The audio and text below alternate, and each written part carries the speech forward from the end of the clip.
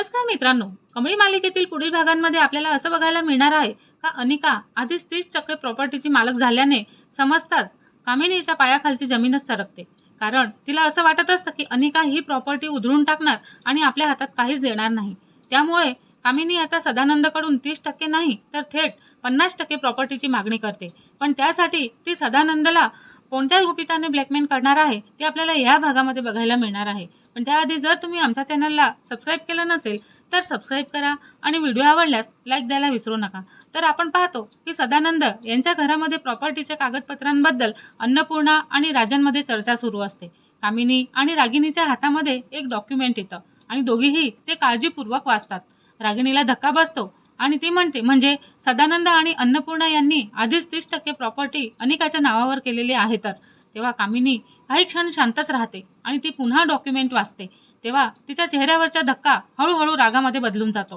कामिनी म्हणते की मनामध्येच विचार करत असते की 30% प्रॉपर्टी म्हणजे काहीच नाही, आधीच अनिकाच्या नावावरती केली गेलेली आहे आणि अनिकाने ती उधळून टाकली तर मग माझ्या हातात काय राहणार आणि मला काहीच मिळणार नाही. तेव्हा रागिणी कामिनीकडे पाहते. रागिणी म्हणते, आई आता तू काय करणार आहे? जे झालं ते झालं ना, आता होऊ दे ना. तेव्हा कामिनी डॉक्युमेंट हातामध्ये गत्त पकडते आणि म्हणते, जे माझं आहे ना ते मिळवणारच आहे मी. रागिनी तुला काहीच कळत नाही. तेव्हा रागिनी म्हणते, पण 30% अनिकाच्या नावावर झालेली आहे ना, मग काय पाहिजे? तेव्हा कामिनीच्या चेहऱ्यावरती धूर्त हास्य येतं. ती म्हणते, आणि म्हणूनच आता मला 30% नकोय. रागिनी आश्चर्याने तिच्याकडे पाहते आणि म्हणते की कामिनी म्हणते, मला 50% हवी आहे. तेव्हा कामिनी थेट सदानंदकडेच जाते. सदानंद एकटेच बसलेले असतात आणि कामिनी समोर येऊन प्रॉपर्टी पेपर्स टेबलवरती ठेवते. सदानंद म्हणतात, कामिनी हे काय आहे? ते बोलायचे प्रयत्न करतात पण कामिनीला काहीच कळत नाही. तिला फक्त 50% प्रॉपर्टी पाहिजे बस. कामिनी म्हणते, तुम्हाला माहिती आहे का दादा, मी इथे कशासाठी आलेली आहे? तेव्हा सदानंद कागदांकडे पाहतच राहतात. कामिनी थंडपणे म्हणते, 30% प्रॉपर्टी आता मला नको आहे दादा. तेव्हा सदानंद तिच्याकडे प्रश्नार्थक नजरेने बघतच राहतात. कामिनी म्हणते, तुम्ही आणि अन्नपूर्णा वहिनींनी 30% आधीच अनिकाच्या नावावरती केलेली आहे आणि माझं काय? तेव्हा सदानंद अस्वस्थ होतात. कामिनी म्हणते, मला माहिती आहे, पण अनिका त्या प्रॉपर्टीचं काय करेल त्याची काही शाश्वती नाही. ती पुढे झुकते आणि म्हणते की म्हणूनच आता मला 30% नाही दादा, मला 50% प्रॉपर्टी हवी आहे. सदानंद धक्का बसल्यासारखे तिच्याकडे पाहतच राहतात. काहीतरी बोलायचा प्रयत्न करता पण ते बोलू शकत नाही आणि ते नकारार्थी मान हलवतात. कामिनी म्हणते, नकार देऊ नको दादा, नकार देऊ नको. सदानंद काहीतरी बोलण्याचा प्रयत्न करतात आणि कामिनी लगेच आपल्या हातातील एक जुनं डॉक्युमेंट्स बाहेर काढते आणि कामिनी म्हणते, कारण तुमचं असं एक गुपित माझ्याकडे आहे ना दादा, ते जर बाहेर आलं ना तर तुमचं पूर्ण कुटुंब संपणार आहे आणि 100% प्रॉपर्टी माझ्या नावावर होईल आणि हे तुला पण माहिती आहे. तेव्हा सदानंदच्या चेहऱ्यावरती भीती दिसते. कामिनी म्हणते, 50% प्रॉपर्टी माझ्या नावावर करा आणि हे गुपित कायमचंच माझ्याकडे ठेवा, असं ती जोरात म्हणत असते. सदानंद पेन हातात घेतात आणि तिची ही अट मान्य करायला तयार होतात. पण तेवढ्यातच कमळी खोलीच्या दारामध्ये येते. कमळी म्हणते, बाबा तुम्हाला काय झालेलं आहे का? तेव्हा कामिनी लगेचच पेपर स्वतःकडे घेते. कमळीला दोघांच्या चेहऱ्यावरचं टेन्शन जाणवतं. कमळी म्हणते, इथे काय चाललेलं आहे का महत्वाचं? तेव्हा कामिनी म्हणते, काहीही नाही, आमच्या फक्त प्रॉपर्टी बद्दल बोलत होतो, तुझं काय आहे आता? तेव्हा कमळी कागदांकडे पाहतच राहते. कमळी म्हणते, मग बाबा एवढे घाबरलेले काय दिसतायत तुम्ही? तेव्हा कामिनी काही क्षण शांत राहते. कामिनी म्हणते, तुला प्रत्येक गोष्टीत संशय घेण्याची आणि नाक खुपसण्याची सवय झालेली आहे का ग कमळी? तेव्हा कमळी सदानंदकडे पाहते आणि त्यांच्याकडे जाते. तेव्हा कमळी म्हणते, बाबा तुम्ही ठीक आहात ना?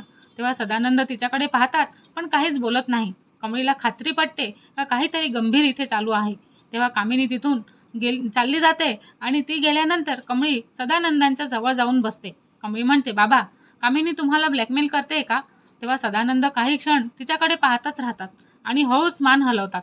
कमळीला धक्का बसतो. कमळी म्हणते, पण तिच्याकडे तुमच्या विरुद्ध असं काय आहे का घाबरण्यासारखं? तेव्हा सदानंद काहीच सांगू शकत नाही आणि ते कपाटाकडे बोट दाखवतात. कमळी कपाट उघडते आणि आत एका जुना एन्व्हलप असतो आणि ह्या एन्व्हलप हातामध्ये घेते आणि तेवढ्यातच कामिनी पुन्हा खोलीत येते. कामिनी म्हणते, तो एन्व्हलप उघडण्याआधी नीट विचार कर बरं का कमळी. तेव्हा कमळी तिच्याकडे पाहते आणि म्हणते, का का कामिनी आजी? तेव्हा ती म्हणते, त्यातलं कारण आणि त्यातलं सत्य बाहेर आलं ना तर फक्त दादाच नाही तर तुमच्या संपूर्ण कुटुंबाला त्याची किंमत मोजावी लागणार आहे. तेव्हा कमळी निर्धाराने म्हणत असते, तुम्ही कितीही ब्लॅकमेल केलं ना तरीही बाबांची प्रॉपर्टी बळकावू देणार नाही. तेव्हा कामिनी हसते आणि म्हणते, मग थांबव मला, थांबवून बघ. तेव्हा दुसरीकडे रागिनी पुन्हा कामिनीला भेटते आणि ती म्हणते, आई तू खरंच 50% प्रॉपर्टी मागतेस का ग? जाऊ दे ना. पण कामिनी हो म्हणते आणि म्हणते 30% अनिकाच्या नावावरती आहेच आणि उद्या तिने सगळं उधळलं तर मी काय करू? माझ्या हातात काय येणार आहे तू सांग बरं. तेव्हा रागिनी म्हणते, पण बाबांनी 50% देण्यासाठी तयार होणार आहेत का? तेव्हा कामिनीच्या चेहऱ्यावरती धूर्त हास्य येतं आणि ती म्हणते, तयार झाले नाहीत ना तर त्यांना तयार करावंच लागेल. तेव्हा रागिनीला तिच्या डावाची भीती वाटायला लागते. कामिनी पुन्हा सदानंद समोर येते आणि ती प्रॉपर्टी पेपर्स पुढे करते. कामिनी म्हणते, आता शेवटचा निर्णय घ्या. आणि सदानंद यांना पेनकडे पाहतात आणि त्यांच्या हातामध्ये ती पेन देते. कामिनी यांच्यावरती दबाव आणते. कामिनी म्हणते, 50% प्रॉपर्टी माझ्या नावावर आणि तुमच्या गुपित माझ्याकडे कायमचं राहू द्या. तेव्हा सदानंद पेन उचलतात, पण त्याच क्षणी बाहेरून कमळीचा परत आवाज येतो आणि ती म्हणते, थांबा थांबा बाबा. तेव्हा कामिनी दचकून जाते. कमळी हातामध्ये तो जुना एन्व्हलप घेऊन उभीच असते. कमळी म्हणते, तुम्ही बाबांना ब्लॅकमेल करण्याआधी एक गोष्ट विसरलात का कडू आजी? तेव्हा कामिनी तिच्याकडे पाहते आणि कमळी एन्व्हलप उंचावते आणि म्हणते, तुमचं गुपित मला समजलं आहे तर. तेव्हा कामिनीच्या चेहऱ्यावरचा आत्मविश्वास पहिल्यांदाच कमी होतो. कमळी म्हणते, आता 50% प्रॉपर्टी मिळवणं दूरच, तुम्हाला बाबांना ब्लॅकमेल करावं लागतंय हे सगळ्यांसमोर सांगावंच लागणार आहे. तेव्हा कामिनी कमळीकडे रोखून पाहते आणि हळू आवाजात म्हणत असते, तो एन्व्हलप उघडू नकोस कमळी, कारण त्यातलं सत्य तुझ्यासाठीही धक्कादायकच आहे. कमळी एन्व्हलपकडे पाहते आणि हा भाग इथेच संपतो. पण पुढच्या भागामध्ये आपल्याला असं बघायला मिळणार आहे का कामिनीला 50% प्रॉपर्टी मिळणार का आणि अनिकाच्या नावावर असलेली 30% प्रॉपर्टी ह्या प्रकरणात काय भूमिका बजावणार आहे. सदानंदचं असं कोणतं गुपित आहे ज्याने कामिनी त्यांना ब्लॅकमेल करते आणि कमळी एन्व्हलप उघडून सत्य सगळ्यांसमोर आणणार का? हे सगळं प्रश्नांचं उत्तर आपल्याला पुढील भागांमध्ये बघायला मिळणार आहे.